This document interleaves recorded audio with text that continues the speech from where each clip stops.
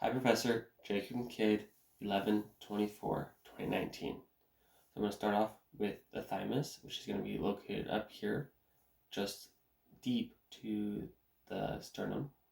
Next, we have the spleen, which is in the upper left quadrant, which is going to be pressed kind of between the stomach and the inner wall of the diaphragm below the ribs. Next, we're going to have our tonsils, which are going to be located up here, not directly in the neck, but more in the back of the throat mouth region. Next, we have the appendix, which is going to be in the lower right quadrant, kind of attached to the ascending colon, the large intestine. Next, we have the prayer patches, which are all throughout the small intestine. They're lymphatic sensory nodes that are intertwined with the small intestine. We have the cervical lymph nodes, which are all throughout the neck region, that help collect the lymph in our nodes. We definitely feel them when we're sick.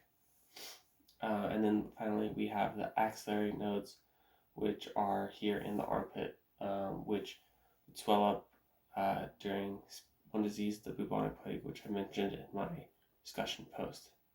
How the lymph node and lymph is collected and then returned back into the cardiovascular system is similar in how veins work, where all the capillaries of the cardiovascular system run lymphatic capillaries and vessels are intertwined in that nature, starting in the foot.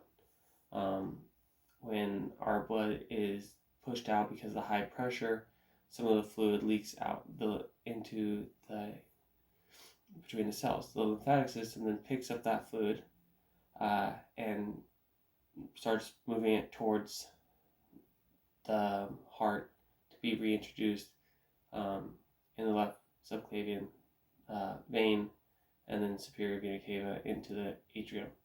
But on its journey, it passes through from smaller vessels and lymph nodes and constantly being kind of cleaned and purified of the bacteria and helping our immune system, and similar as the veins for the cardiovascular system work with muscle contractions, since they don't really have a pump like the arterial side of the cardiovascular system does.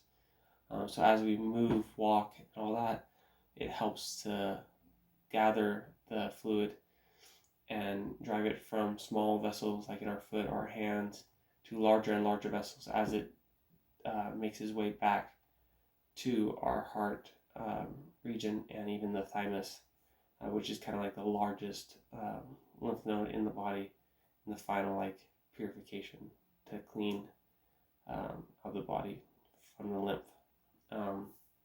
Essentially, as it goes from the lower limb, it passes through the groin region, and then all of the internal organs in here are then